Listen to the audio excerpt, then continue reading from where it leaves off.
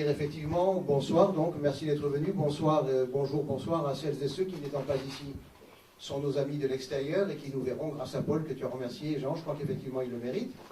Alors nous finissons, merci Madame Laurent, je vais vous présenter rapidement, mais tout le monde vous connaît en réalité. Nous finissons donc notre dernier rendez-vous pour cette première saison de Café Politique, on en aura fait 11. L'année prochaine on se retrouvera. Je vous donne rendez-vous d'ores et déjà à la réunion de rentrée du samedi 24 septembre en Arles. Nous serons chez vous, Madame Laurent, dans ce triangle magique là-bas. Et là, nous vous dévoilerons le programme qui vient d'avancer, qui vous plaira pour les prochains cafés actualités de l'année qui vient. Mais bien sûr, avant ces rendez-vous qui sont un petit peu lointains, vous savez que de toute façon, nous restons toujours ensemble par le biais de nos deux blogs, le blog de la FRP et surtout le blog de la Faute à Rousseau, qui est un quotidien sur le net, et qui restera avec vous pendant les vacances, en juillet et août, qui ne vous laissera pas tomber. Il y a deux choses comme ça, c'est les impôts et la faute à Rousseau, qui pensent toujours à vous, qui ne vous oublient jamais. C'est le seul point commun, rassurez-vous. Voilà. Alors aujourd'hui, je voulais remercier moi aussi Jean Lafay, Annie Laurent, parce qu'elle est très occupée. Elle écrit des articles dans des journaux, dans des revues, elle écrit des livres. Elle participe à des colloques. La dernière fois qu'on l'a eue au téléphone, enfin qu'on voulait la voir en mars, elle était à Lille. Ce café a une histoire, ça fait 3 mois qu'on veut le faire, puisqu'il y a 3 mois, on a vu que le monde arabo-musulman s'enflammait un petit peu. Alors, il y a eu les vacances de Pâques, il y a eu vous, il y a eu nous, voilà. Et donc, finalement, on le fait aujourd'hui, ça fait 3 mois qu'on voulait le faire. On finit donc en beauté. Antoine de Crémy, il y a 15 jours et il y a un mois, nous a brillamment parlé de la mondialisation, Babel effondré. Alain, juste avant, nous parlait de la nation, que devient la nation, etc. Donc un réel effort dans ces cafés actualités, il y a le mot d'actualité, c'est pas pour rien, pour coller au réel. Donc aujourd'hui, à l'international, avec bien sûr des répercussions sur le national, Annie Laurent va nous parler de ce sujet, le monde arabo-musulman brûle-t-il. Alors, je la remercie parce que dans son emploi du temps très chargé, elle prend le temps de venir avec nous. Et vous verrez qu'en plus, comme elle revient du Liban, qu'elle part en Égypte bientôt, eh bien, elle ajoute évidemment la dimension du témoin de celle qui connaît bien ce dont elle parle. Alors Annie Laurent, pour les quelques-uns qui ne le sauraient pas, est docteur d'État. Elle a obtenu sa thèse justement sur le Liban. Le sujet exact, c'était le Liban et son voisinage. Oui. Voilà. Et elle a passé 4 à 5 ans, 4 ou 5 entre 87 et 92 au Liban. Voilà. Ensuite, donc, elle participe à de nombreux colloques. Elle repart bientôt, là, le 18 juin, en Égypte. Elle a été également nommée experte au synode. Redites-moi le synode des évêques. Le synode des évêques pour le Moyen-Orient. Voilà, le synode des évêques pour le Moyen-Orient. Donc nous recevons quelqu'un qui connaît bien son sujet, qui est un témoin, et je la remercie en votre nom. On commence ou... Ah ben voilà. Je ne pensais pas qu'il y aurait tant de monde pendant un pont de l'Ascension. Vous m'entendez bien au fond? Oui? Si c'est trop fort, trop bas, vous me le dites, vous levez le doigt. Hein? Bon, alors, le monde arabo-musulman brûle-t-il? Peut-être c'est quand même mieux qu'on soit là aujourd'hui parce qu'il y a bien des événements qui se sont déroulés et ça aurait été peut-être un peu prématuré. Je ne sais pas ça pour... mais enfin, bon. Alors, le monde arabo... Ça ne va pas? Moi, oui. Moi aussi. Non, ça va, c'est bon. Vous voulez que je change de place? Non, pas du tout, pas du tout. Non, mais ça, c'est pas grave. Oui, alors, donc, je recommence. Le thème qu'on a choisi, le monde arabo-musulman brûle-t-il? Oui, il brûle, mais on va voir. Moi, je ne vais pas faire le prophète ce soir, bien sûr. Je vais commencer par rappeler un peu les différentes étapes des événements des derniers mois et puis vous donner quelques éléments de réflexion pour après discuter avec vous. Ce sera peut-être plus intéressant si vous aurez sûrement des questions à poser. Je pense qu'il y a des éléments clés à connaître pour essayer de bien comprendre ce qui se passe et ce qui peut arriver dans l'avenir plus ou moins proche. Alors, un bref rappel des événements. Ce qui se passe aujourd'hui dans le monde arabo-musulman, ça a commencé, vous le savez, à la mi-décembre par l'immolation par le feu d'un jeune Tunisien, la révolution, le départ de Ben Ali en janvier, puis l'effet domino qui s'est mis en place tout de suite, avec l'Égypte en particulier, La révolution en Égypte a été très rapide, puisque le président Moubarak a dû laisser son pouvoir aussi, son pouvoir en février. Ils sont tous partis avec leurs épouses, leurs familles, leurs collaborateurs, etc. Et puis, donc, l'effet domino s'est propagé un peu partout, au Yémen, à Bahreïn, en Libye, vous savez bien, au Maroc, en Jordanie et en Syrie. En gros, c'est tous ces pays qui sont touchés. Alors, j'ai constaté une chose d'abord, c'est que les deux pays qui sont, à part l'Arabie qui reste stable pour l'instant, mais les deux pays qui ont été touchés au début par des mouvements de protestation, en tout cas, sinon de révolte, qui sont des monarchies, jusqu'à présent ont bien tenu, il n'y a pas eu de problème majeur, c'est-à-dire le Maroc et la Jordanie. Les rois respectifs de ces deux pays, donc le Maroc et la Jordanie, ont tout de suite compris qu'il y avait des choses qu'ils devaient faire. Ils ont changé leur gouvernement et pris quelques réformes, mais très simples. Et puis finalement, leur pouvoir n'est pas du tout contesté, comme c'est le cas des pays gouvernés par des républiques, si vous voulez, par des régimes non monarchistes. Cela dit, au Maroc, d'après les échos que j'ai un ami qui vit là-bas, et il me dit que depuis le début de ces révoltes, il y a des manifestations, comme vous le savez toujours, notamment à Casablanca. Elles ne sont pas sanglantes, on ne tue pas des manifestants, mais cet ami me dit que le climat est devenu délétère. Il y a une ambiance hostile aux étrangers, on les regarde de travers. Lui-même, il était établi là-bas depuis des années. D'ailleurs, je peux vous dire son nom, la plupart d'entre vous, vous le connaissez, c'est Jean-Pierre Péroncel-Hugo. Hein. Voilà. Alors, il me raconte des petits faits, par exemple. Bon, c'est tout à son honneur. Il prend le train depuis quelque temps, puisqu'il a eu un accident de voiture, il n'a pas encore récupéré sa voiture. Il prend le train entre Casablanca et Rabat, souvent. Et il lui arrivait plutôt de payer le prix du billet de train de gens pauvres qui n'avaient pas pu payer leur billet et qui se faisaient contrôler dans le train. Et maintenant, lorsque le contrôleur passe et que Jean-Pierre propose de payer le prix du billet du délinquant, eh bien le contrôleur dit « Ah non, non, non, c'est pas hors de question. » Voilà. Dans les commerces aussi, il me dit c'est plus pareil. Et il me parle d'amis à lui, d'ailleurs des gens que je connais aussi, des Français qui vivent là-bas, qui font des affaires et qui pensent déjà à revenir en France.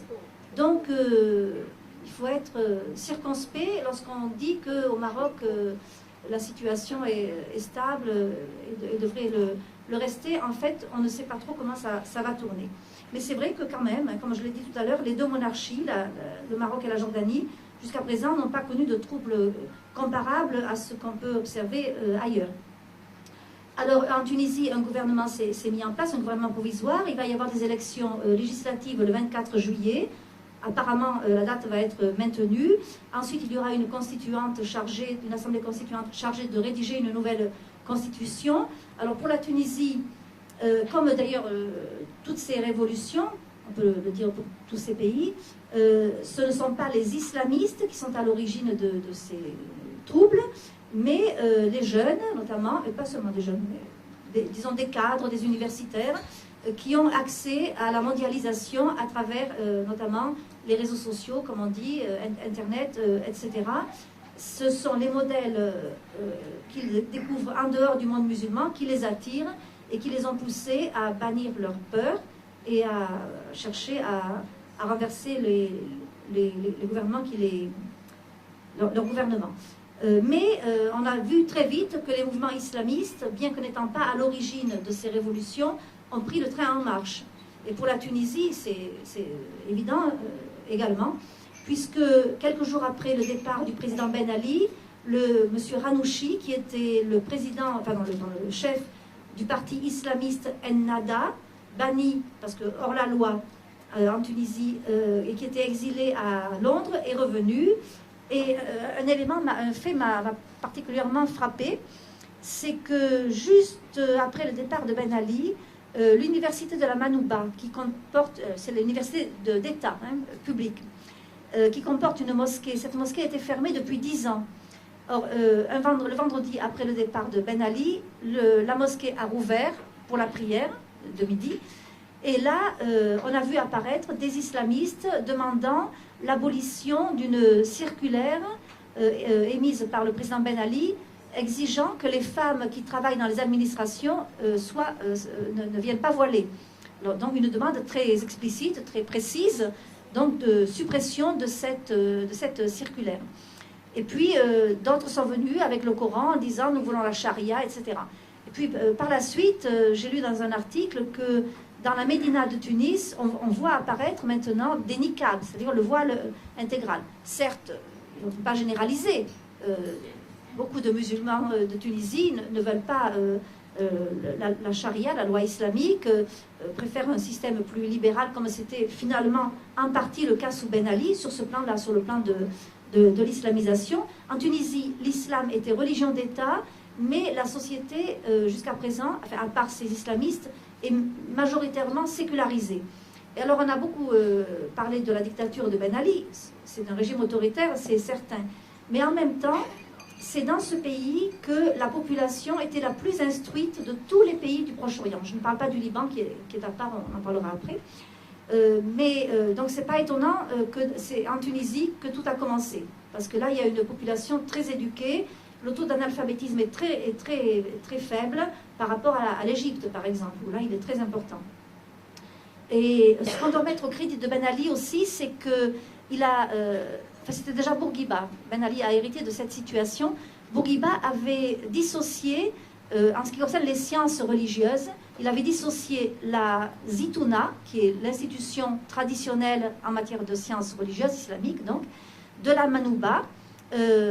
Plutôt, dans la Manouba, l'université d'État, il avait créé des chaires de sciences religieuses où travaillent toujours des intellectuels de tendance laïcisante, bien que musulmans, mais pas laïque, au sens où on l'entend chez nous.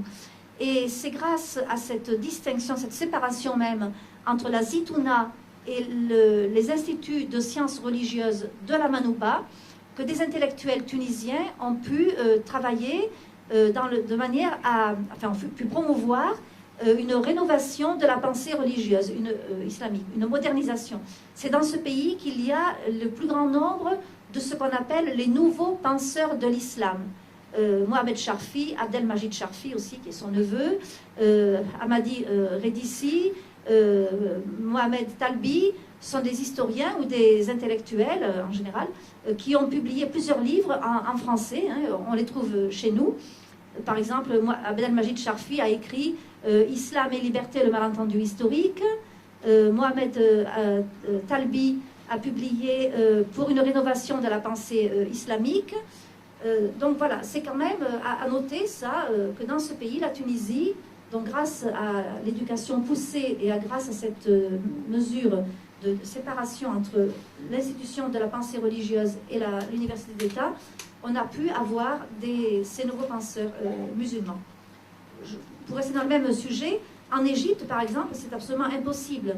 En 1985, il y a eu un événement qui a montré les limites de la liberté de travail universitaire dans ce domaine de la pensée religieuse. Il y avait un universitaire donc égyptien, musulman, qui s'appelait, je dis qu'il s'appelait parce qu'il est mort l'année dernière, Nasr Abou Zaid. Il est l'auteur d'un livre paru en français aussi, traduit de l'arabe. Son livre est intitulé « Critique du discours religieux » et paru chez Sinbad en France, si ça vous intéresse.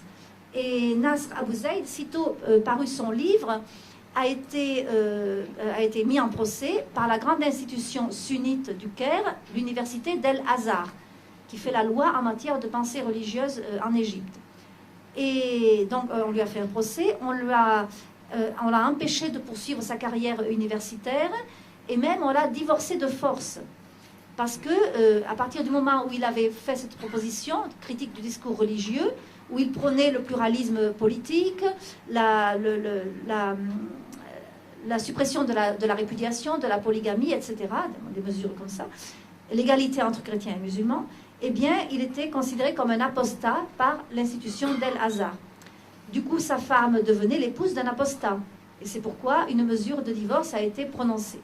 Alors, Nasr Abou Zaid et sa femme n'ont pas accepté cette mesure. En fait, ils sont partis. Ils se sont réfugiés aux Pays-Bas. où Nasr Abou Zaid a continué à travailler, à enseigner à l'université de Leyde. Et voilà, donc il est mort l'année dernière. C'est voilà, tout ça, je reviens à la Tunisie pour vous montrer qu'il y avait quand même cet avantage en Tunisie au temps de Ben Ali. En fait, ce qui a beaucoup nui à Ben Ali, c'est évidemment la corruption, et puis sa femme, Madame Trabelsi, qui était vraiment une femme, une affairiste incroyable. Elle avait même fait d'ailleurs des affaires avec la veuve de Yasser Arafat, qui a été expulsée de Tunisie, tellement ça faisait scandale il y a quelques années. Elle s'est réfugiée à Malte, je crois. Et qu'une femme soit aussi arrogante dans un pays musulman, vous voyez, c'est évidemment très mauvais. Et Ben Ali ne s'est sans doute pas rendu compte du tort que lui causait son épouse par son affairisme extrême. Alors maintenant, donc, on attend, comme je l'ai dit, les élections du 24 juillet pour voir quelle sera la place qu'occupera le parti islamiste qui est donc de nouveau légalisé. Ce parti s'appelle Ennahda, ça veut dire la Renaissance. Alors l'Égypte maintenant. Alors l'Égypte, parce que chaque pays a un contexte différent, bien entendu. Alors en Égypte, le régime a été obligé de céder très vite aussi, moins d'un mois après le début des révoltes. Alors, dans ce pays, il y a une grande population chrétienne, environ 10 ou 12 millions de Coptes sur 80 millions d'habitants à peu près. Donc ça fait au moins 10%, sinon plus, de la population. Et au début, ce qui a frappé, tous ceux qui ont pu voir les images, c'est que les chrétiens, enfin des chrétiens et des musulmans manifestaient côte à côte pour la chute du régime. Moubarak dégage, comme on avait dit, Ben Ali dégage en Tunisie. Il y avait une fraternité qui semblait porteuse de bien des promesses intéressantes. Bien qu'au début, dès les premiers jours, le patriarche des Coptes orthodoxes, Shenouda III, n'ait absolument pas soutenu la révolution. Et il a même pris un parti officiel pour Moubarak. Et, alors, par contre, le patriarche des Coptes catholiques, qui est cardinal maintenant, le cardinal Naguib, lui a une position plus mesurée, disons. Il a dit, si ça peut produire des fruits, nous sommes favorables à cette révolution, mais en même temps, il se méfiait quand même. Il n'a pas été d'un enthousiasme, voilà. Et alors maintenant, c'est la grande inquiétude pour les chrétiens, comme vous le savez, si vous suivez l'actualité, puisque depuis le départ du président Moubarak, les violences antichrétiennes sont allées crescendo, c'est absolument incroyable. Les frères musulmans sont entrés dans la danse, si on peut dire, dans la danse révolutionnaire, et il y a des sentiments antichrétiens très très forts qui se manifestent sans cesse. On a déjà brûlé plusieurs églises. On a tout d'abord égorgé un prêtre en Haute-Égypte, ensuite donc, des églises brûlées. Il y en a au moins 3 qui ont été incendiées. L'une d'entre elles, c'est vrai, il faut le dire par honnêteté, a été reconstruite par l'armée à 40 km du Caire. Mais les autres, non pour l'instant. Alors il y a des rumeurs qui circulent en Égypte selon lesquelles l'église copte orthodoxe pour l'essentiel, cacherait des femmes chrétiennes qui se seraient converties à l'islam. Depuis des mois et des mois, l'Égypte bruisse de ces rumeurs. Les femmes en question ont été sommées par la justice de se présenter publiquement et de dire ce qu'il en était, mais elles ne veulent pas parce qu'elles ont peur d'être lynchées. Donc elles ont enregistré des témoignages disant que non, elles sont chrétiennes et qu'elles ne sont pas enfermées dans des monastères, comme on le dit, contre leur gré, mais elles ont peur. Donc voilà, alors ce sont des prétextes qui servent à alimenter les violences antichrétiennes. Donc dans ce pays, rien n'est fait encore. En fait, il y aura un test décisif, je pense, qui aura lieu à l'automne. À l'automne, en septembre, des élections législatives sont prévues qui donneront lieu, là aussi, à la création d'une assemblée constituante pour élaborer une nouvelle constitution. Et ce n'est que par la suite qu'il y aura une élection présidentielle. Alors, le test, c'est le suivant. Dans l'actuelle constitution, l'article 2 prévoit que la charia, donc la loi islamique, est la source principale du droit. Et en vertu de cette disposition, les chrétiens sont soumis à une dimitude de facto, qui n'est pas de jure, donc elle n'est pas prévue, mais la conséquence de l'importance de la charia fait que les chrétiens sont traités en citoyens de seconde zone. Ils n'ont pas les mêmes droits que les musulmans et ils en souffrent énormément. Donc c'est vrai qu'au début de la Révolution, les chrétiens, ou des chrétiens plutôt, ont manifesté avec les musulmans en espérant que le futur régime changerait la donne, Mais là, maintenant, les chrétiens sont de plus en plus inquiets au vu des événements qui se sont produits ces dernières semaines. Alors on verra, bien sûr, comme je l'ai dit, ce sera le test, maintien ou suppression de cet article 2 de la Constitution en Égypte. Je ne vais pas trop m'attarder sur le Yémen, le Bahreïn, la Libye, parce que ce sont des pays que je ne connais pas. Je préfère parler des pays que je connais bien. Je voudrais parler de la Syrie aussi, d'autant plus que je viens du Liban et qu'on a beaucoup parlé de la Syrie. Mais la Syrie est un pays que je connais très bien. Il y a une particularité à la Syrie. Alors, en Syrie, les mouvements de révolte, c'est pareil, c'est l'effet domino qui s'est imposé. Donc, ce sont des révoltes qui n'ont aucun sens confessionnel au départ, mais qui se confessionnalisent. C'est ce qu'on peut observer. Donc, au départ, c'était l'instauration de la démocratie, de la dignité, de la liberté, etc. On va parler de la démocratie ensuite. Mais de plus en plus, donc, la révolte se confessionnalise. Ça, c'est à cause de la situation particulière de la Syrie. En Syrie, le régime est un régime tenu par des alaouites, une minorité dissidente de l'islam chiite, mais qui n'a plus rien à voir avec l'islam, sauf en apparence. Les alaouites, enfin leur origine est très obscure, vers le 9e, 10e siècle. C'est un syncrétisme, il y a des emprunts à d'autres traditions religieuses, même un peu au christianisme. On dit que les alaouites vénèrent Sainte Barbe, par exemple. Sainte Barbe, une chrétienne martyrisée au temps des persécutions romaines. Il semble qu'elle ait été persécutée dans la plaine de la Beka, dans le Liban actuel. En tout cas, il y a cette vénération des alaouites pour Sainte Barbe. Ils n'ont pas de mosquée. Je connais très bien le pays où ils se sont réfugiés. Ils se sont réfugiés dans les montagnes entre, si vous avez la géographie en tête, entre la Turquie au nord et le Liban, les montagnes syriennes, le long de la Méditerranée, autour de Latakié, le grand port syrien, l'unique port d'ailleurs syrien, avec Tartous, mais c'est Latakié qui est le plus important. Et ce sont des zones très montagneuses, avec des vallées profondes, un peu comme au Liban, si vous voulez, qui ont servi de refuge aux alaouites parce qu'ils ont été, depuis des siècles, persécutés. C'était les parias de la société musulmane sunnite, surtout au temps de l'Empire ottoman, qui a duré 4 siècles, comme vous savez, l'Empire turc, donc, qui dominait toute la Syrie. Et les alaouites n'avaient absolument aucune reconnaissance de leur identité. En fait, c'est la France qui a aidé les alaouites à sortir de leurs conditions de marginalisation. La France mandataire à partir de 1920-22, jusqu'à l'indépendance de la Syrie en 1946. Les alaouites étant minoritaires, ne contestaient pas du tout la présence française, au contraire. Par contre, les sunnites, qui sont majoritaires en Syrie, les musulmans sunnites, donc, ne voulaient pas du mandat français, et ne voulaient pas d'une Syrie appelée à l'indépendance avec l'aide de la France. C'est pour résister aux agressions sunnites que la France a instauré les troupes du Levant, constituées pour l'essentiel des minorités. Alors, parmi les minorités en Syrie, il y a les Druzes, les chrétiens et les alaouites. Et c'est grâce à leur entrée dans l'armée que les alaouites ont pu ensuite prendre le pouvoir à travers le Baas, aussi je vais vous en reparler, du Baas. En 1963, le Baas s'est imposé comme régime en Syrie, et Hafez el-Assad, le père de l'actuel président, Bachar, donc, a pris le pouvoir par la force, par un coup d'État en 1971.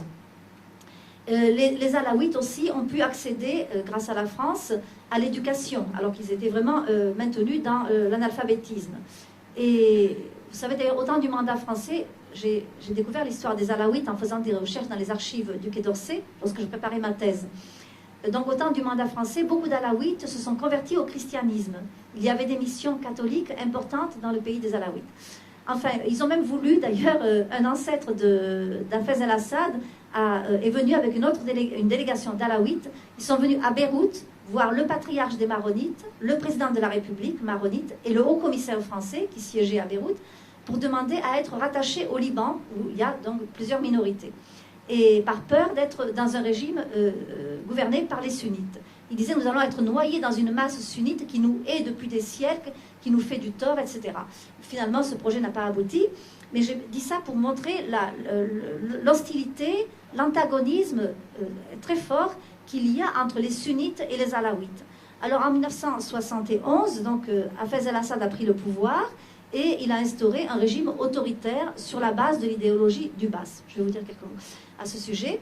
Et maintenant, avec la révolution en cours en Syrie, les Alaouites ont peur de perdre le pouvoir, bien sûr, puisque la majorité sunnite considère cette minorité, non seulement parce qu'elle est minoritaire, mais parce qu'elle est hérétique aux yeux de l'islam, elle est considérée comme illégitime. Et quand on considère la politique menée par la dynastie Assad, si vous voulez, avec Hafez et Bachar, j'y reviendrai tout à l'heure si vous voulez, eh bien, tout a été fait par eux, par les Assad, pour légitimer leur pouvoir à Damas aux yeux du monde arabo-sunnite. On sait bien depuis des années et des années que les sunnites rêvent d'une revanche historique et rêvent de reprendre le pouvoir. Les frères musulmans en Syrie ont été déclarés hors la loi par Hafez el-Assad. Ils ont été l'objet d'une répression très très importante. On parle ces jours-ci d'ailleurs de la grande répression qui a eu lieu en 1982, en février exactement, dans la ville de Hama, située à environ 200 km au nord de Damas. C'est une ville chantée par Maurice Barrès, un jardin sur l'Oronte, avec ses norias. C'est une très très belle ville que j'ai visitée. Et en 1982, les frères musulmans présents à Hama s'étaient soulevés contre le régime. Hafez el-Assad a envoyé son armée et rasé la ville, à l'aviation, les chars, etc. Il y a eu 20 000 tués. Alors, comme les frères musulmans sont hors la loi en Syrie, ils ont préparé leur retour, espéré, d'une autre manière, en procédant à la réislamisation des mœurs. Et c'est pourquoi, je ne sais pas si vous êtes allé en Syrie, en tout cas, moi, chaque fois que j'y vais, je vois la progression de cette réislamisation, notamment par le nombre de plus en plus important de voiles, de femmes voilées, notamment le voile intégral, même dans des villes comme Alep, où il y a beaucoup de chrétiens. Alors, on en est là, donc en Syrie, le régime a une peur panique de perdre son pouvoir et d'être ensuite l'objet de massacres, de règlements de compte, si vous voulez, dans le cas où il serait obligé de laisser la place à un gouvernement sunnite. Alors, il y a des chrétiens en Syrie, ils sont à peu près 10%, 10-12%. Toutes les communautés chrétiennes sont représentées dans ce pays. Damas est même le siège de plusieurs patriarcats, notamment un patriarcat grec orthodoxe et un patriarcat grec catholique. Et alors là, les chrétiens ont très très peur. Les chrétiens ne se sont pas du tout solidarisés avec les révolutionnaires en Syrie, mais pas du tout. Dès le départ, tout de suite, ils ont émis leurs craintes, parce qu'il est évident que ce régime alaouite protège les chrétiens entre minorités, on se soutient. C'est un peu, la Syrie, c'est un peu la même situation que dans l'Irak de Saddam Hussein, si vous voulez. Saddam Hussein, c'était aussi un régime très autoritaire, minoritaire, puisque Saddam était arabe sunnite, alors qu'en Irak, il y a des sunnites kurdes, des kurdes sunnites, si vous voulez, et que la majorité de la population est musulmane, arabe chiite. Il y a aussi d'autres minorités, notamment les chrétiens en Irak, mais aussi des yézidis, et une communauté qui se rattache également à Saint-Jean-Baptiste, les Mandéens. Alors, donc Saddam Hussein, en tant que minoritaire, protégeait les chrétiens. Je suis allée plusieurs fois en Irak avant 2003, donc avant l'offensive américaine et la chute du régime de Saddam.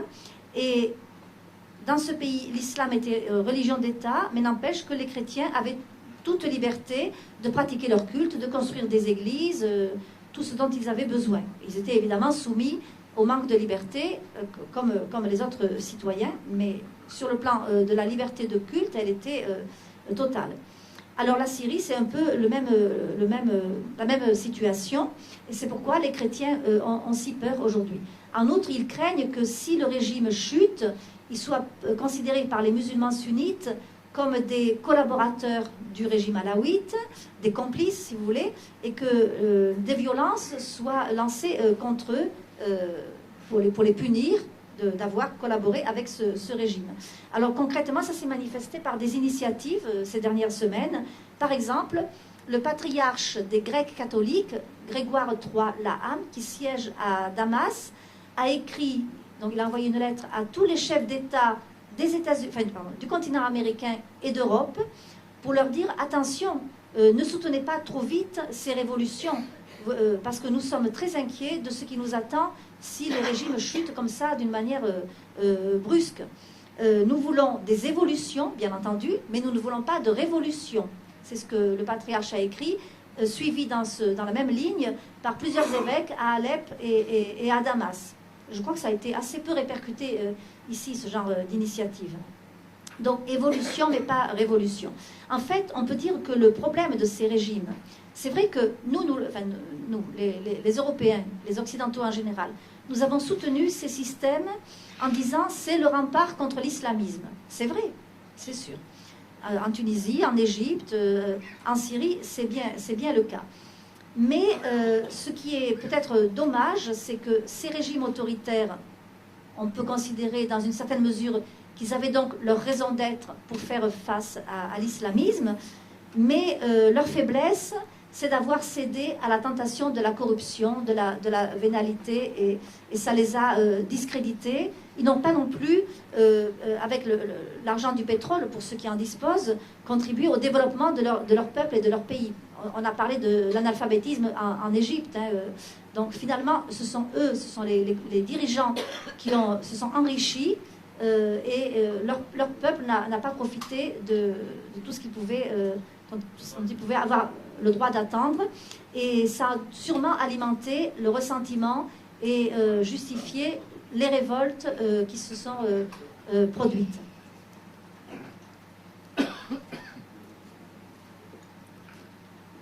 Et pour ce qui est des chrétiens, vous voyez, pardon, pour ce qui est des chrétiens, on les voit tiraillés entre quel choix ont-ils? Soit l'islamisme, soit les dictatures. C'est terrible comme choix, oui. Oh, excusez-moi. Est-ce que je pourrais avoir mon citron? Non, je pourrais avoir mon citron pressé, ce serait bien. Ça, avec mon glaçon, ce serait bien. Alors, la question de la démocratie. En Irak, les Américains, lorsqu'ils ont voulu faire chuter le régime de Saddam Hussein, ils ont dit, nous allons, c'était George Bush, vous vous rappelez, nous allons instaurer la démocratie dans ce pays. Et en guise de démocratie, qu'est-ce qu'on a eu? Le chaos qui continue aujourd'hui. Et les chrétiens sont les principales victimes de ce chaos. Il me revient à l'esprit une remarque que m'avait faite le prieur des Dominicains de Mossoul, que je connais bien, c'est un Irakien. Je l'avais rencontré à Paris quelques mois après la guerre d'Irak. Il m'avait dit les Américains n'ont pas compris que l'Irak est un chaudron bouillonnant d'antagonisme. Alors il faut un couvercle. Et c'est Saddam Hussein qui tenait le couvercle. Et les Américains ont soulevé le couvercle, et voilà maintenant le chaos dans lequel nous nous trouvons plongés, avec donc toutes les conséquences désastreuses pour les chrétiens. Alors bien entendu, on ne peut pas nous soutenir des dictatures, c'est vrai, d'un point de vue moral. Et là, on est vraiment pris dans des contradictions, des dilemmes. Je ne vois pas comment on va pouvoir les résoudre, ces dilemmes. Peut-être qu'on on n'a pas assez insisté auprès de nos partenaires dans cette région sur la nécessité de favoriser, de collaborer au développement de ces pays, qu'on a trop fermé les yeux sur la corruption qu'ils vivaient. Je ne sais pas. En plus, il y a une remarque très importante, à mon avis, à faire. Lorsqu'on parle de démocratie, il faudrait s'entendre aussi sur le sens qu'on donne à ce mot. Généralement, c'est liberté, dignité, pluralisme, bon. Mais il y a aussi un autre aspect qui caractérise la démocratie. Cet autre aspect, c'est que la démocratie, finalement, elle conduit au pouvoir des majorités issues des urnes. La majorité domine sur la minorité. Alors chez nous, en Occident, les majorités et les minorités s'entendent sur un mode de laïcité. La démocratie est laïque chez nous. Au Proche-Orient, on ne peut pas dire que ça soit comme ça. Et le tort des Occidentaux, c'est de vouloir appliquer des réalités qui leur sont propres à des sociétés qui fonctionnent différemment. Au Proche-Orient, à cause de la doctrine traditionnelle de l'islam en matière de pouvoir politique, en matière d'État, d'organisation de l'État, il ne peut s'agir que de confessionnalisme. La notion d'État dans les pays musulmans, elle est confessionnelle, elle n'est pas laïque. Alors on dit parfois, oui, mais la Turquie, Mais non, la Turquie non plus. En Turquie, c'est vrai qu'Atatürk a instauré un système que nous appelons laïque, mais qui n'a rien à voir avec la laïcité telle que nous la connaissons. En disant ça, je ne veux pas dire que j'approuve totalement la laïcité à l'occidentale. Hein. Non, mais je tiens à le préciser avant. Oui, à la française plutôt. Cette laïcité n'a rien à voir avec le précepte de notre Seigneur Jésus-Christ. Bon. En Turquie, donc, de quoi il s'agit-il? En fait, Atatürk, qui était contre l'islam, il détestait l'islam, c'est vrai, mais en même temps, il devait tenir compte du sentiment religieux de ses citoyens. Donc, il n'a pas instauré la séparation ou la distinction entre les pouvoirs politiques et religieux. Il a mis la religion sous le contrôle de l'État. C'est très différent. Il n'y a pas de neutralité religieuse de l'État turc. La religion, en fait, c'est la religion musulmane sunnite. On est pleinement citoyen en Turquie que si on est d'ethnie turque et de religion musulmane sunnite. C'est l'immense majorité des Turcs d'ailleurs. Vous voyez, même les Kurdes qui sont sunnites pour la plupart ne sont pas pleinement citoyens, comme vous le savez. Alors Atatürk a mis en place un organisme, la Diyanet, qui est chargé d'exercer sa tutelle sur la gestion de la vie de l'islam sunnite. Cette Diyanet est rattachée au Premier ministre et c'est elle qui est compétente pour tout ce qui concerne le culte. La nomination des fonctionnaires du culte, les imams, les professeurs de sciences religieuses, etc. Pour l'ouverture de mosquées et d'écoles, etc. C'est le même organisme. Et ces écoles, ces mosquées et les fonctionnaires sont appointés, bénéficient d'un budget de l'État, donc de la Diyanet, qui a son budget propre. Donc il n'y a pas de séparation. Et d'ailleurs, même les communautés turques expatriées en Europe sont logées à la même enseigne. Les imams expatriés sont nommés par le gouvernement turc et rétribués également par le gouvernement turc. Et en plus, pour compléter le tableau en Turquie, dans ce pays réputé laïque, la mention de la confession figure sur les papiers d'identité. Alors, voilà. Donc, je vous dis ça pour... puis, bon, il faudrait parler aussi de la situation des chrétiens qui est absolument catastrophique en Turquie. Je pose juste une question. Atatürk a instauré son système en 1923-24. Un siècle après, à l'époque, il y avait 20% de chrétiens en Turquie. Aujourd'hui, il en reste moins de 1%. Qu'est-ce que c'est ce régime de laïcité qui précipite à ce point le déclin des communautés chrétiennes? Voilà, donc je pense qu'il est important de poser la question. Alors je reviens à ce que je disais tout à l'heure, c'est-à-dire que là, les notions de majorité et de minorité démocratique, si vous voulez, même actuellement, dans les contextes des révolutions, il y a fort à craindre qu'elles ne favorisent les mouvements islamistes, qui sont très nombreux, qui sont très organisés, qui ont beaucoup d'argent, parce que l'Arabie saoudite les finance énormément. Ça fait des décennies et des décennies que, étant hors la loi, comme ce que j'ai dit pour la Syrie, ils s'organisent en réislamisant les mœurs, en créant des écoles, des hôpitaux, en agissant dans le domaine social, là où l'État, malheureusement, a été défaillant. Les frères musulmans ont pris le relais de ces défaillances.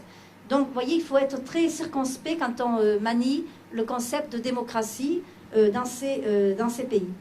Je voudrais dire encore un mot sur le Liban. Après, je vais vous laisser la parole. Ça fait du bien. Non, pas d'ici, merci. Alors, depuis le début des révoltes au Proche-Orient, on a vu apparaître au Liban, de temps en temps, le dimanche, des dizaines de jeunes, notamment chrétiens et musulmans, qui descendent dans la rue pour demander la fin du confessionnalisme politique qui caractérise ce pays, mais de manière différente des autres pays de la région, et pour l'instauration d'un système laïque à l'occidental. Les chefs des églises au Liban se sont prononcés ouvertement contre la laïcité, parce que, étant donné que les musulmans au Liban sont aujourd'hui très majoritaires et très actifs, eux aussi agissent énormément dans le domaine social, que ce soit du côté sunnite, aussi bien du côté sunnite que du côté chiite. Du côté chiite, il y a le Hezbollah, vous savez, et qui a une quantité incroyable d'institutions sociales, des écoles, des hôpitaux, des dispensaires. C'est même le Hezbollah, j'étais au sud l'autre jour, au Liban Sud, où le Hezbollah est très présent, ainsi que dans la plaine de la Beka. C'est le Hezbollah qui prend la place de l'État, même pour construire des routes, vous imaginez, pour le téléphone, etc. Voilà. Et donc, c'est pourquoi instaurer la laïcité au Liban, ce serait très dangereux pour les chrétiens. C'est grâce au système confessionnel en vigueur depuis l'indépendance, c'est-à-dire depuis 1943, que les chrétiens de ce pays, et c'est de ce seul pays, échappent à la dimitude. Au Liban, il n'y a pas de religion d'État, et pourtant dans la Constitution on parle du Très-Haut, mais c'est tout. Toutes les communautés confessionnelles reconnues par la Constitution, elles sont au nombre de 18, chrétiennes, musulmanes et même la juive. La communauté juive reste reconnue par la Constitution, alors que le Liban et Israël sont en guerre officiellement, et que la plupart des juifs ont quitté ce pays après la création de l'État d'Israël. Et vous voyez, pour vous dire à quel point le Liban est un pays ouvert de ce point de vue, c'est qu'il y a 2 ans, on a reconstruit la synagogue historique au centre de Beyrouth. Et ce sont des chrétiens et des musulmans qui ont financé la reconstruction de cette synagogue. Voilà, alors si on en finissait avec ce système-là, l'islam politique, l'islamisme sans doute, prendrait le pouvoir. Alors c'est vrai que les sunnites et les chiites se battent entre eux pour le pouvoir, mais enfin, bon. Et les chrétiens seraient les grands perdants. Ils risqueraient de tomber en dimitude. Voilà pourquoi, même si ça nous paraît incompréhensible en Occident, ou si ça nous paraît rétrograde, le système confessionnel au Liban, il faut le maintenir. C'est le seul moyen pour que les chrétiens, qui sont donc associés pleinement aux affaires de l'État, au gouvernement, au Parlement et dans toutes les institutions, dans l'armée et ailleurs, donc puissent continuer à exercer une influence réelle sur la marche des affaires publiques au Liban. Voilà, alors à vous peut-être.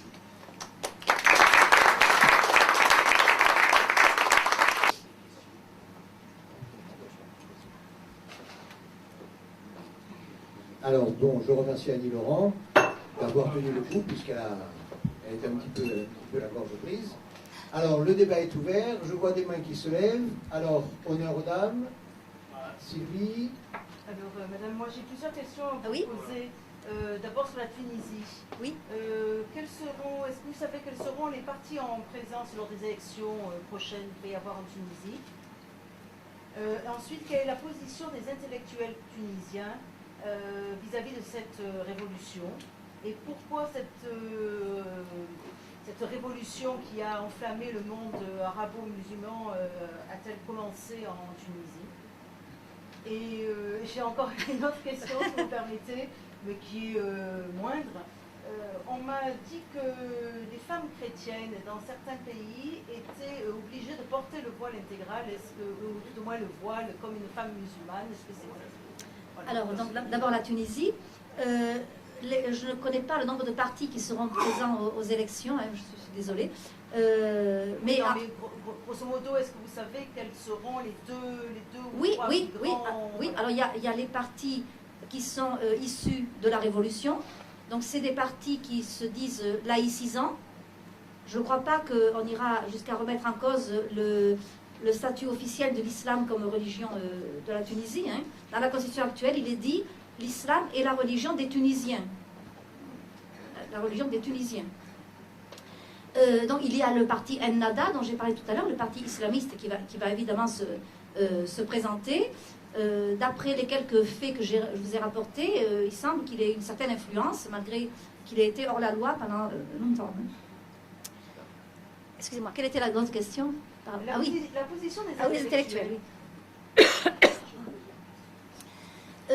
Ce qui me frappe, moi, c'est que ces nouveaux penseurs de l'islam dont je vous ai parlé tout à l'heure, on ne les entend pas du tout depuis la révolte en Tunisie. Alors vraiment, je me demande où ils sont passés.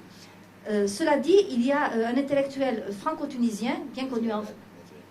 Abdelwahab Medel, vous connaissez? Ah oui, je ne pensais pas à lui. Le ministre de la Culture de Ben Ali également, qui est un grand intellectuel, spécialiste de Saint-Augustin. Oui. Je ne sais pas si vous le connaissez. Non, je ne le connais pas. Son nom m'échappe. Saint-Augustin. Un spécialiste de Saint-Augustin. Il vit en Tunisie? Il vit en Tunisie, mais il est ministre de la Ah, Culture. d'accord, oui, d'accord. Il était ministre de la Culture sous Ben Ali, donc très ouvert et de très grande qualité intellectuelle. Ça me permet de répondre, ce que vous dites me permet de répondre à votre troisième question. Je reviendrai après sur les intellectuels. On a beaucoup favorisé l'éducation. Le taux d'analphabétisme était très, très réduit en Tunisie. Et donc, en même temps, voilà, l'accès aux médias, au monde non musulman était très, très développé. C'est un pays en plus très ouvert, la Tunisie, si vous y êtes allé, hein, vous avez pu vous en rendre compte. Bon, mais alors, n'empêche que ces nouveaux penseurs de l'islam, on ne les entend pas du tout, à part un, mais qui est français, dont je viens de lire un petit livre, là, très intéressant, c'est Abdelwahab Medeb. Vous voyez qui est-ce? Non, Abdelwahab Medeb, franco-tunisien. C'est un intellectuel d'une culture phénoménale. Il vit à Paris. Il est responsable de l'émission sur France Culture, Culture d'Islam, qui passe le dimanche soir.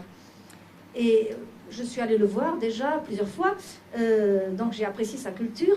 Mais le problème, c'est que Alors lui, pardon, une chose à dire qui est très importante, c'est que lui va beaucoup plus loin que les nouveaux penseurs de l'islam, que ses compatriotes tunisiens, si vous voulez, parce qu'il dit que rien ne sera possible dans le monde musulman, au point de vue du progrès, de la modernisation de la pensée religieuse, tant qu'on n'en aura pas fini avec le tabou du Coran, livre incréé, ou livre divin, si vous voulez.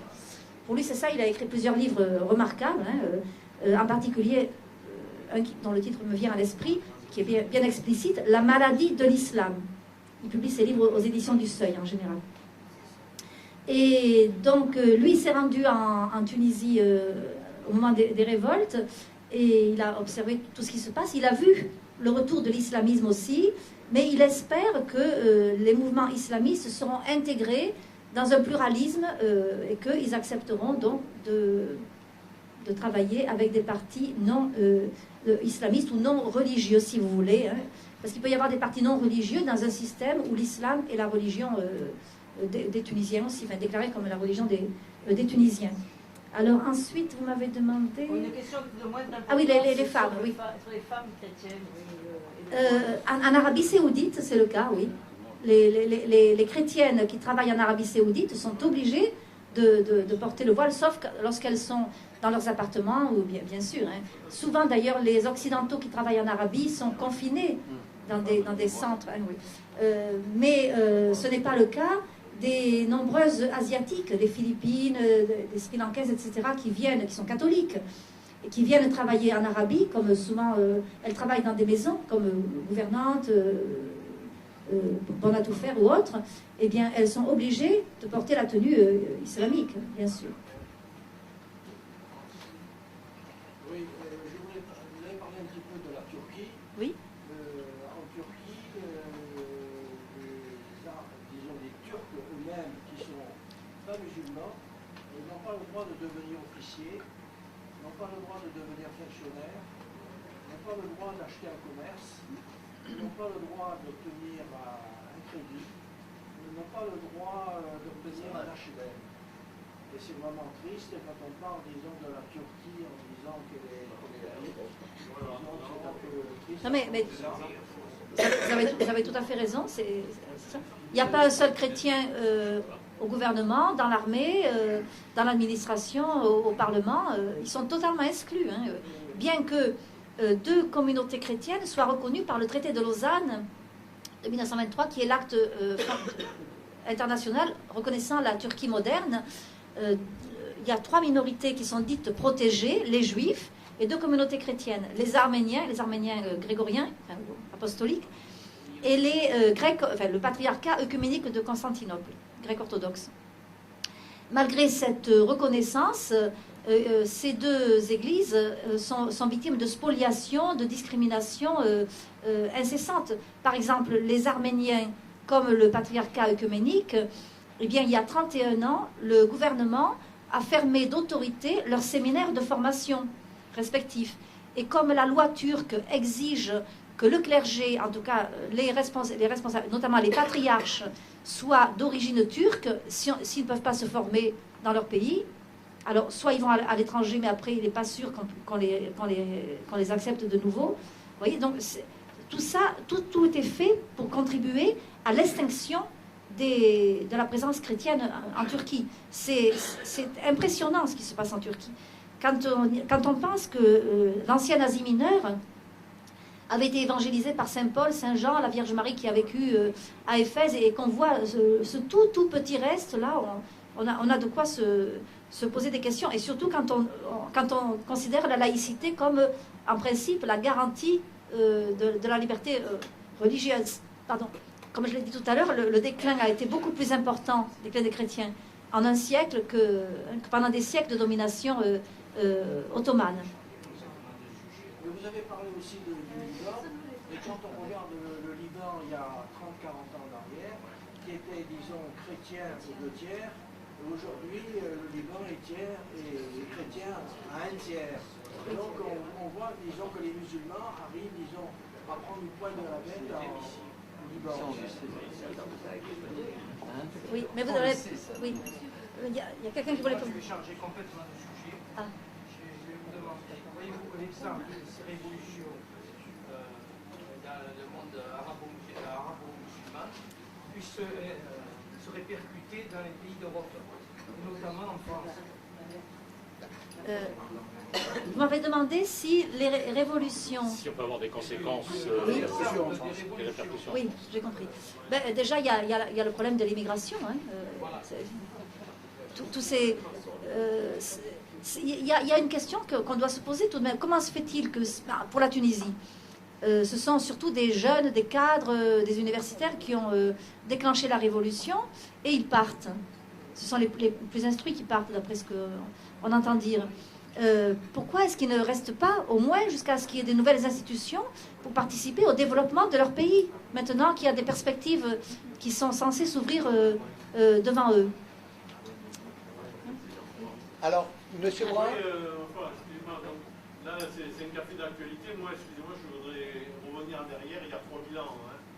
Hein. On fait un effort de concision. Revenez en arrière, mais soyons concis. Pour moi, c'est le monde sémite musulman, avec les conquêtes en Afrique et en Asie. Donc, qu'est-ce qu'on a vu depuis, je m'excuse, depuis 3000 ans? On a vu du militarisme, on a vu du système de tribus, et on a vu l'islamisme. C'est tous ces trucs-là, pour moi, il y a un certain progrès. Moi, je suis pour ces révolutions. Parce que, disons, pour nous, en Europe, depuis 3000 ans... La deuxième, c'est que, étant donné la conception que les musulmans ont du Coran lui-même, est-ce qu'il peut y avoir réellement une évolution de l'islam? Alors, voilà. pour ce qui est... C'est des questions fondamentales. Hein, oui, alors, fondamentales, oui. Vous reposez la question, au fond, on n'a pas entendu. Ah, Donc, pardon. il y a 2 questions, là. Gérard pose une question. Y a-t-il un avenir pour les chrétiens au Proche-Orient? Première question. Question chiffre. Et deuxième question, est-ce que, oui, au vu des chiffres du déclin numérique, est-ce qu'on peut considérer que, étant donné la manière dont les musulmans envisagent leurs écritures, est-ce qu'il y a une possibilité de modernisation? D'évolution, oui. Sans infidélité. C'est bon, Oui. vous avez entendu au fond? Voilà, alors, c'est vrai que quand on voit les chiffres, on est très impressionné, c'est sûr. Ce Proche-Orient, on a parlé de l'Asie mineure, mais il y a tout le Proche-Orient qui était très très largement chrétien lorsque l'islam est arrivé au 7e siècle. Je ne remonterai pas à 3000 ans en arrière. Non, mais... Donc, il y avait des juifs, c'est vrai, mais l'immense majorité de ces populations étaient chrétiennes. Aujourd'hui, grosso modo, je donne des chiffres là, dans les pays marqués par l'histoire biblique, donc non seulement le Proche-Orient arabe, mais là j'exclus le Maghreb, hein.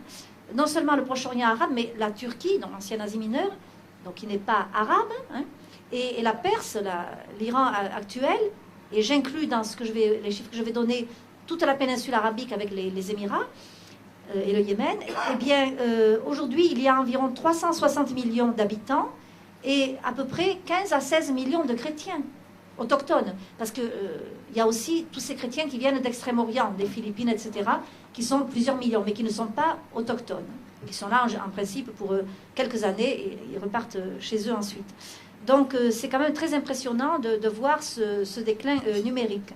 Alors on ne veut pas trop le dire chez nous, c'est politiquement incorrect de le dire, mais à qui la faute, ce déclin? Alors, moi, je veux le dire, le principal responsable, c'est l'islam, avec sa conception des relations avec les non-musulmans, la manière dont le Coran considère les juifs et les chrétiens. Et vous savez, l'islam a une arme redoutable, très efficace. Contrairement à ce qu'on pense généralement, ce n'est pas l'épée, ce n'est pas la violence, mais c'est la dimitude. La dimitude, vous savez ce que c'est, non? Ah bon, voilà, dimitude. La dimitude, c'est un néologisme français qui vient du mot arabe dima, D-H-I-2-M-A, qui, si on le traduit littéralement, veut dire protection. Mais en fait, pour traduire la dimitude, je préfère dire protection, trait d'union, assujettissement. Parce que c'est vrai que le pouvoir musulman accepte de garder dans les pays où il gouverne des juifs et des chrétiens. La dimitude concerne les juifs et les chrétiens, seulement les juifs et les chrétiens. Les sans religion n'ont pas droit de citer dans les pays gouvernés par l'islam. Il faut avoir une religion appartenant à ce que le Coran appelle les religions du livre, ou les religions célestes, donc judaïsme, christianisme ou islam, bien sûr. Alors, les juifs et les chrétiens sont certes protégés, ils ont le droit de vivre comme citoyens, mais ils ne sont pas traités à égalité avec les vrais croyants que sont les musulmans.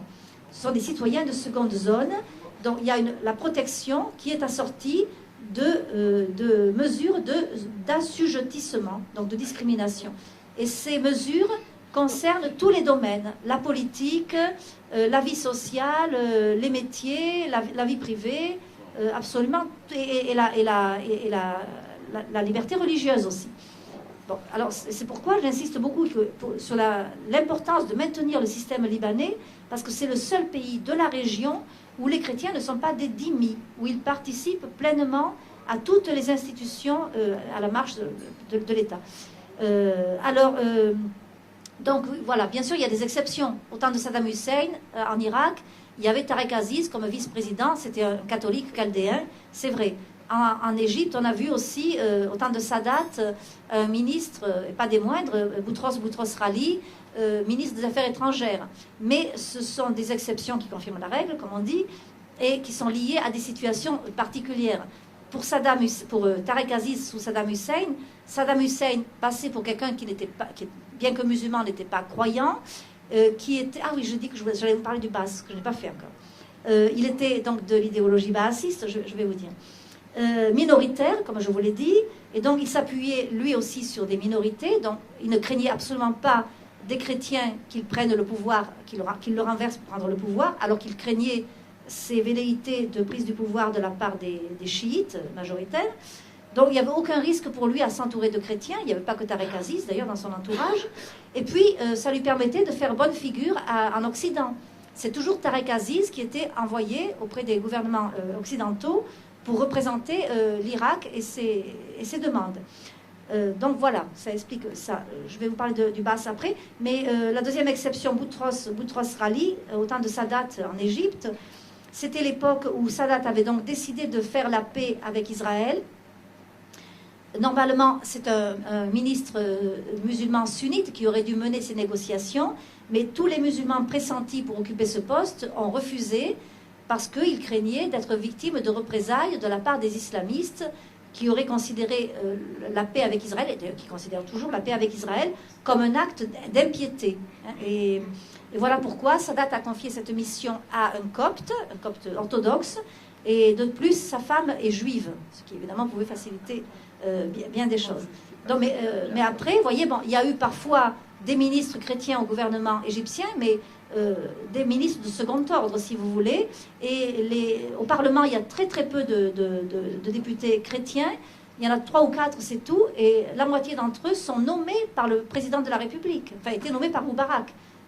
Donc, où est la représentativité de députés nommés et non pas élus? Alors, j'ai dit que j'allais vous parler du Baas. Alors, le Baas, le mot, je reviendrai un peu sur la dimitude après. Le mot Baas signifie renaissance. C'est un parti qui a été fondé dans les années 40 du siècle dernier. Son principal instigateur était un chrétien de Syrie, Michel Aflaq, un grec orthodoxe. L'ont suivi dans sa démarche un musulman sunnite, Salah Bitar, qui était très ouvert sur l'Occident, et puis un alaouite, Zaki Arsouzi. Alors ils ont donc fondé ce BAS. Le BAS a pour idéologie une certaine laïcisation, mais pas la laïcité, encore une fois, telle qu'on la comprend chez nous. En fait, le BAS voulait donner la priorité au nationalisme arabe sur l'appartenance confessionnelle ou religieuse. Ce nationalisme arabe était censé transcender les clivages confessionnels, donc favoriser l'égalité de tous. C'était l'époque où les identités de la région se cherchaient encore, où les pays n'étaient pas tout à fait stabilisés. C'était les mandats, notamment britanniques et français. Et donc, il y avait tout un foisonnement d'idées, de projets qui ont émergé à ce moment-là pour le moment où les pays en question seraient totalement indépendants. Évidemment, on comprend qu'un chrétien ait été à l'origine du BAS, puisque cette idéologie mettait fin à la dimitude, à l'inégalité entre chrétiens et musulmans. Mais cela dit, Michel Aflaq, dans ses écrits, je les ai étudiés pour ma thèse, disait que l'islam est au cœur du nationalisme arabe et de la culture arabe. Et lui-même a fini musulman. Il est enterré dans un mausolée à Bagdad. J'ai vu ce mausolée, il s'est converti à l'islam. Ce qui s'est passé, c'est que cette idéologie qui était séduisante et qui avait son mérite, en fait, elle a été instrumentalisée, kidnappée, on pourrait dire, par les deux régimes, à Bagdad et à Damas, qui se sont d'ailleurs fait une guerre au moins verbale. C'était les deux frères ennemis, Bagdad et Damas. Pourquoi? Parce que les deux capitales ont toujours revendiqué le monopole de, ces deux capitales ont joué un très grand rôle dans les débuts de l'histoire de l'islam, et leurs habitants sont très fiers de ce rôle. Alors, tantôt Bagdad a été la capitale de l'Empire musulman, bien avant l'Empire ottoman. Tantôt, ça a été Damas. Et les habitants de ces deux villes sont nostalgiques de cette grandeur des temps passés. Et donc, du coup, les deux BAS se disputaient en quelque sorte l'hégémonie, si vous voulez, sur le monde musulman du Proche-Orient. Mais alors, ces régimes dictatoriaux ont instrumentalisé le BAS, en ont fait donc des dictatures. Voilà. Et si bien que le BAS d'aujourd'hui n'a plus grand-chose à voir avec le BAS des origines, aussi bien en Irak qu'en Syrie. Voilà. Alors oui, j'insiste sur ce sujet-là. C'est que les chrétiens du Proche-Orient sont dans une angoisse très importante. Au Liban, là, vraiment, j'ai perçu cette angoisse. Les chrétiens du Liban suivent de près la situation des chrétiens en Égypte et en Syrie, et ils ont très peur que si la situation continue comme elle est actuellement, avec ces violences, eh bien, les chrétiens en fassent les frais, et que l'émigration, qui est déjà très très importante, même au Liban, beaucoup de chrétiens émigrent tellement ils sont inquiets pour leur avenir.